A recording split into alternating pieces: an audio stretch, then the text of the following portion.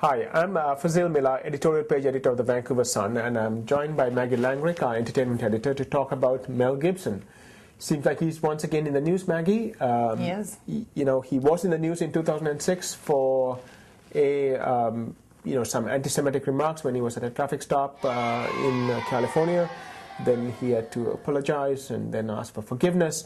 And then, he had a marriage breakup as well, so that was also bad news. And this is after 25 years of marriage and 7 kids, nearly 30 years, right. 7 kids and 29 years of marriage. Yeah. And now it seems like he has made some rather intemperate remarks about others, including certainly women and African Americans. So can you kind of tell us, at least tell me what he said, but of course keeping in mind that there are people at home watching. Yeah.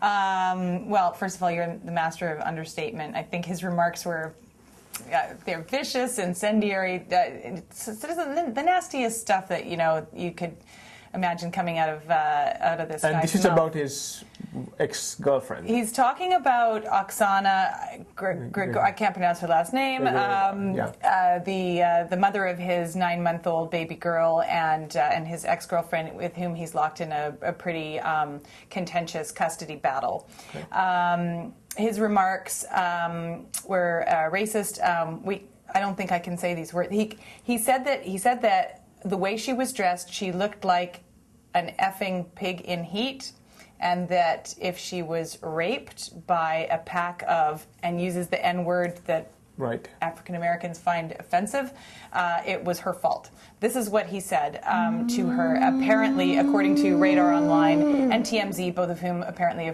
have listened to this recorded conversation. So these are between alleged remarks. The Gibson's camp hasn't confirmed any of it, of course. But there's also one other remark about allegedly coming to a home.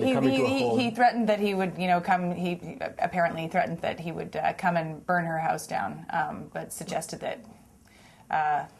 she perform a service on him first. But clearly, he seems to be. This outburst in 2006.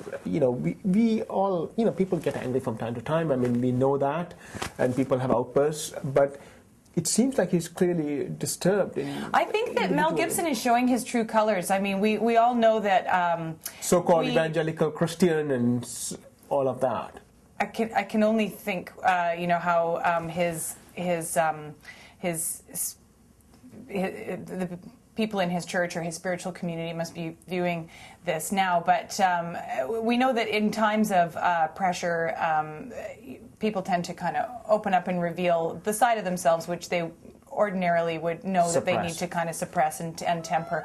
And so what you saw in 2006 when he was pulled over by the cop and made those anti-Semitic remarks, he was under the influence of alcohol. That tends to... Right.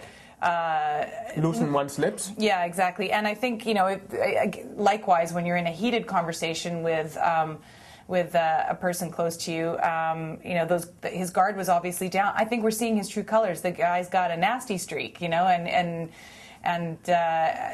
we perhaps just didn't know quite how nasty. The difference is what he's managed to do with these latest remarks is offend. So we already know that. He's offended Jews. Now he's managed to offend both women and blacks too. And I'm thinking that there's no one left for him now. He's. Well, I'm sure he will find others, but there is the issue of the practical reality of this is, he's always told himself as somebody who is an actor, who is a heartthrob, and can be cast into different hero roles or romantic roles amongst others. And with all of this reporting of the wide dissemination of all of this theatrics and tantrums, and really, as far as I'm concerned, if these are true, clearly out of the line, way out of line, you wonder whether you can actually cast him in those roles anymore. I think this is the end of his career. And even though Hollywood and the Hollywood fan base in general we're as a society quite known for being very forgiving towards our celebrities, our badly behaved celebrities. We've seen it with sports figures and all of the support that was out there for O.J. Simpson during his his court hearing. But I think that this is different because I think that Mel Gibson's success as a pop culture figure is dependent upon, being able to go into the movie theater and kind of empathize with him and get behind him and appreciate him and admire him. And imagine him in that role. You got to imagine him in that. You have to like him. You have Right. you have got to like him. And I just don't. I think that he's really shot himself in the foot. Now there's been enough of a record, drawn out record of really ugly behavior, and there are just too many groups now who are So you think this is one in that too many? place of his victims. Yeah, I do, and I think it's just extreme. I think it's uglier than anything we've seen from him before. And I think this has got to be the end of it for him. There's not really an easy way to just sort of go to rehab and climb down from this, or ask for forgiveness like he did the last time. I mean, it's just like I said. I think he's shown his true colors, and I think I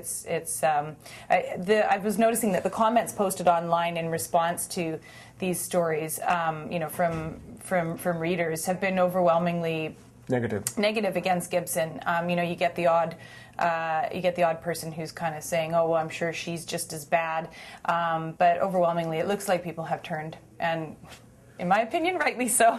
But the Hollywood has a tendency to forgive, and they seem to each their own, and they're going to look after them. But I have difficulty believing now that directors like you, directors and producers, would say, "Is he a bankable star?" At the end of the day, producers and directors are also looking to make sure that their box office hit. Yeah. I mean, it's a question of the cash flow. I mean, people, these are expensive movies to make, and you will have to think about your bottom line. We had a similar question after the Tiger Woods scandal broke. We were talking about, could he be bankable? Would he, get those sponsorship deals back again? And so far, nothing. So far, nothing. Although, even there in that situation, it was a private situation between him and his wife. He wasn't, necessarily attacking large groups of people in that way. It wasn't, and even that, has been difficult for him to overcome. More so, I think, with Mel Gibson because of what I was saying about our emotional attachment toward actors and the characters that they play, and